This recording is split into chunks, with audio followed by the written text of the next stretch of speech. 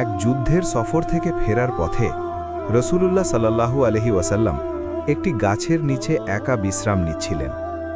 তার তরবারিটি গাছের ডালে ঝোলানো ছিল। সাহাবীরা ছিলেন কিছুটা দূরে। হঠাৎ শত্রু কাফের গাওরাস ইবনুল হারিস সেখানে এসে পৌঁছাল। সে সুযোগ বুঝে নবীজির তরবারিটি কোষমুক্ত করে তার মাথার ওপর ধরল। নবীজির চোখ খুলতেই সে গর্জে উঠে বলল, বলুন তো, এখন আমার হাত থেকে আপনাকে কে বাঁচাবে?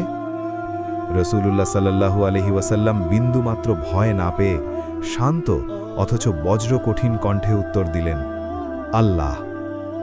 এই একটি শব্দ শোনার সাথে সাথেই ঘাতকের হাত কেঁপে উঠল এবং তার হাত থেকে তরবারিটি নিচে পড়ে গেল। এবার রসূল দ্রুত তরবারিটি হাতে তুলে নিলেন এবং বীরত্বের সাথে বললেন, এখন বলো, আমার হাত থেকে তোমাকে কে বাঁচাবে? ঘাতক কাঁপতে কাঁপতে ক্ষমা চাইল, কিন্তু দয়ার নবী সাল্লাল্লাহু আলাইহি ওয়াসাল্লাম তাকে শাস্তি না দিয়ে হাসি মুখে ক্ষমা করে ছেড়ে দিলেন। সেই শত্রু নিজের গোত্রের কাছে ফিরে গিয়ে অবাক হয়ে বলল, আমি আজ পৃথিবীর শ্রেষ্ঠ মানুষের কাছ থেকে আসলাম। আল্লাহ মোমিনদের এই কথা স্মরণ করিয়ে দিয়ে আয়াত নাজিল করলেন, হে মোমিনগণ, তোমাদের প্রতি আল্লাহ নেয়ামত স্মরণ করো।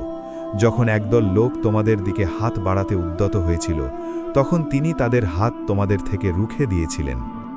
সূরা আল মায়েদা 11।